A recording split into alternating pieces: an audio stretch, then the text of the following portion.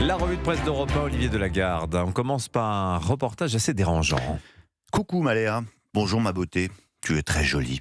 C'est l'histoire d'une fillette de 12 ans qui, en à peine 24 heures sur Facebook, a déjà reçu des messages de 13 pédophiles. Il y a un certain Jean-Marc, 70 ans, qui lui envoie une photo de lui dans son jacuzzi. Benoît qui se fait passer pour sa fille et lui montre le cliché de sa petite culotte rouge achetée soi-disant par papa.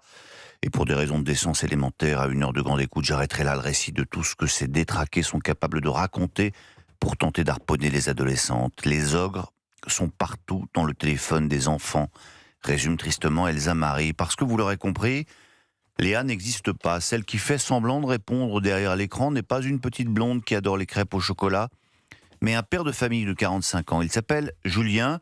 Dans la journée, il est technicien et quand il rentre chez lui le soir, dans son pavillon près de Poitiers, il devient un punisher, comme il dit, un justicier, chasseur de pédophiles.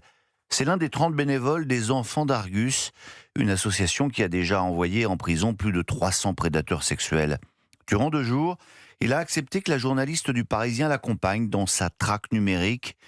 Les règles sont strictes, ne jamais provoquer l'infraction, interdit d'entamer la conversation, on ne chasse personne, c'est eux qui nous chassent, explique-t-il. C'est la seule façon de faire pour que les dossiers constitués soient recevables par la justice. Et c'est l'autre aspect assez dérangeant de ce reportage, constater que ce travail de traque des pédophiles n'est pas conduit par la police ou la gendarmerie, mais par des bénévoles, une sorte de milice numérique qui estime que les enfants ne sont plus assez protégés. Évidemment, ce reportage entre en résonance avec l'affaire de la petite Liana. Et comment éviter la tentation mortifère de se faire justice soi-même si la population finit par perdre confiance en ses institutions, écrit Olivier Auguste dans son éditorial du même Parisien.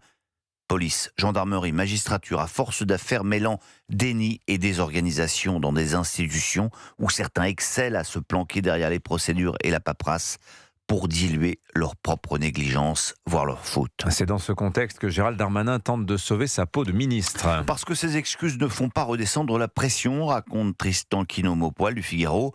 Pas plus que sa rapidité à convoquer des procureurs, à les sermonner, à les priver de vacances. Sa volonté d'ouvrir grand son parapluie n'est pas glorieuse. S'il y a eu des défaillances extrêmement graves, elles ne tiennent pas aux instructions que le ministère a données, s'est-il courageusement défendu. Il n'empêche, les appels à sa démission se multiplient et de tous les bords politiques et les prochaines questions au gouvernement promettent d'être tempétueuses. Mais dans le fond, la belle affaire, me direz-vous.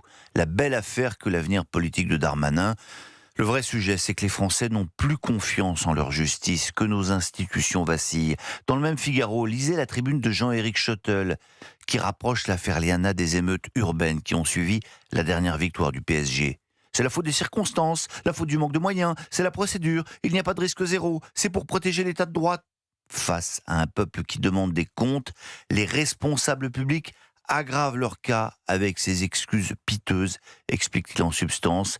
Les Français, eux, constatent que l'État ne les protège plus. Quoi d'autre dans les journaux ce matin, Olivier ? La démographie, Dimitri, la nouvelle fait les gros titres ce matin. La France va perdre des habitants, titre Les Échos. Selon l'INSEE, la population française baissera après 2037, confirme Le Figaro en manchette.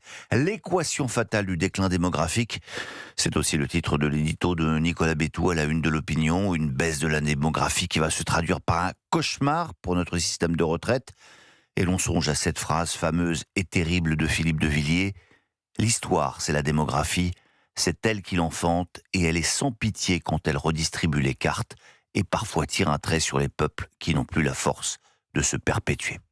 Voilà, heureusement, il nous reste quand même le foot pour nous remonter un peu le moral. Et la Coupe du Monde qui débute jeudi, on compte sur nos Bleus en général.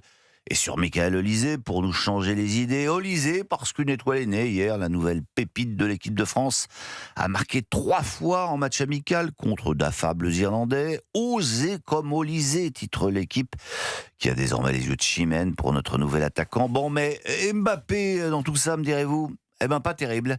L'équipe ne lui accorde qu'un médiocre 5 sur 10 pour sa prestation d'hier et a d'ailleurs posé la question qui fâche à Didier Deschamps.